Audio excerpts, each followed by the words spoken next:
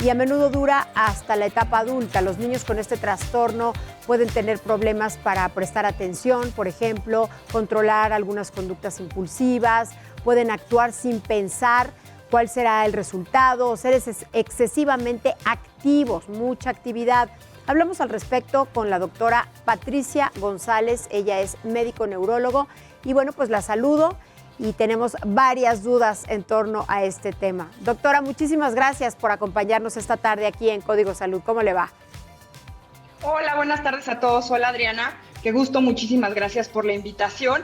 Pues bueno, te platico, gracias por la presentación. Yo además, soy neuróloga y además trabajo para una biofarmacéutica con 239 años de historia y que el objetivo es mejorar la calidad del paciente, de los pacientes que tienen TDAH o como tú lo mencionaste, trastorno por déficit de atención, Sí. hiperactividad. Y bueno, que el día de hoy, 13 de julio, es el Día Internacional del TDAH. Así es, hoy es el Día Internacional precisamente del trastorno de déficit de atención. Así es. Y como bien lo mencionas, pues es muy importante hablar de TDAH porque, bueno, además de como su nombre lo menciona, que es esta sintomatología de inatención, que es resistirse a la distracción, la hiperactividad, que es el exceso de movimiento en un contexto social, digamos, no adecuado, y la impulsividad, que es la incapacidad de medir los riesgos y reflexionar antes de hacer algo. Pues tenemos que pensar que el TDAH es un problema de salud que encontramos con mayor frecuencia entre los 5 y 16 años de edad, con una prevalencia del 3 al 7% en la población de niños y adolescentes. Y que de estos niños y adolescentes que son diagnosticados, 2/3 partes va a persistir con la sintomatología en la edad adulta. ¡Qué caray! ¿Nos puede explicar, doctora, a qué se debe este trastorno de déficit de atención? ¿Qué lo propicia? Claro, ¿qué lo genera? Claro que sí. Bueno, entre las causas hay muchas, pero principalmente hablamos ahora que es un trastorno neurobiológico. Es un trastorno del desarrollo en donde la maduración de la corteza cerebral y principalmente de un área que se llama la corteza frontal, prefrontal, se desarrolla un poquito más lento que en la población en general. Entonces esto es muy importante porque antes lo catalogaban como un trastorno conductual, ¿sí? No tiene nada que ver con la conducta, evidentemente repercute en el comportamiento, pero es más bien un problema de maduración cerebral.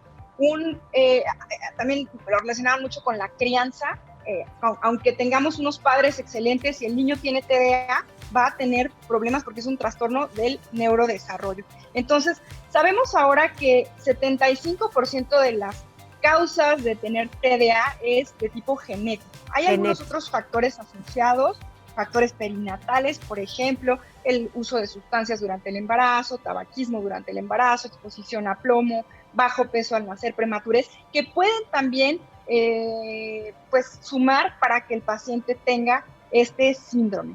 Sin embargo, es multifactorial, pero decíamos con un importante componente genético. Claro. Ahora, hablando de atención y de hiperactividad e impulsividad, esa es la puntita del iceberg, porque además tenemos otras funciones que están alteradas, como la planificación, como el manejo del tiempo, la memoria de trabajo, el control inhibitorio, que es lo que nosotros llamamos funciones ejecutivas.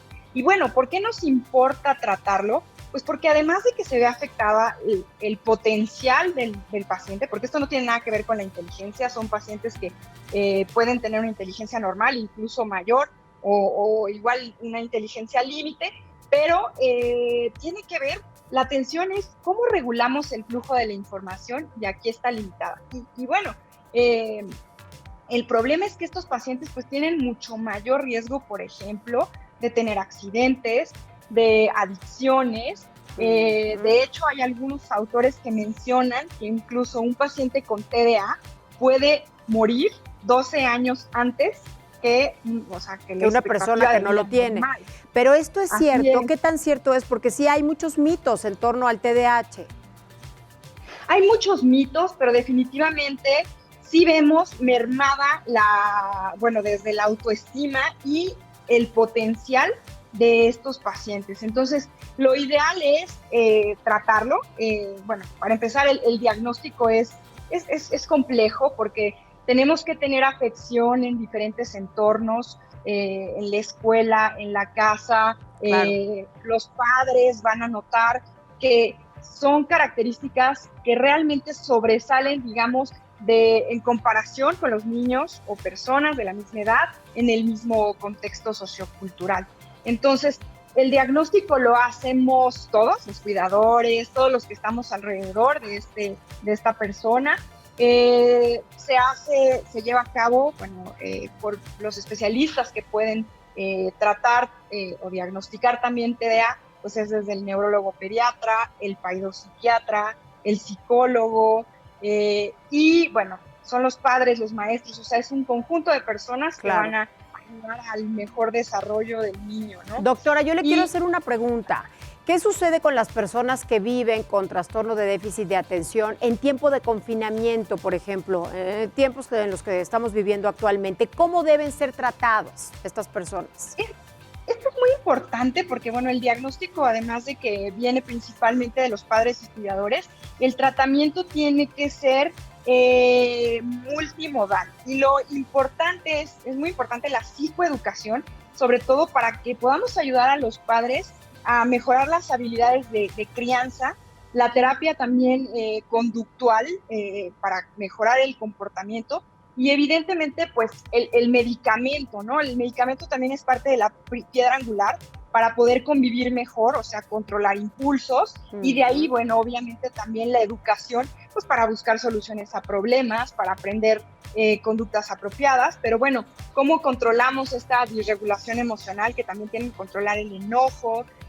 Pues nos ayuda un poquito el fármaco y también los padres, ¿no? Porque tenemos que desarrollar, obviamente, un pensamiento reflexivo, aprender rutinas. Ahorita, por ejemplo, cambiaron completamente nuestros hábitos, ¿no? En el confinamiento. Totalmente, por eso le pregunto.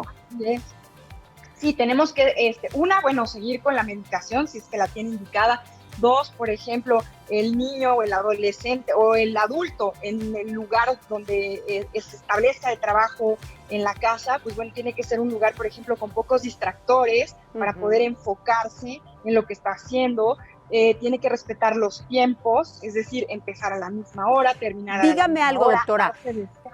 ¿Todos los casos de trastorno de déficit de atención deben ser medicados o no necesariamente? No todos, no necesariamente todos los pacientes necesitan medicación.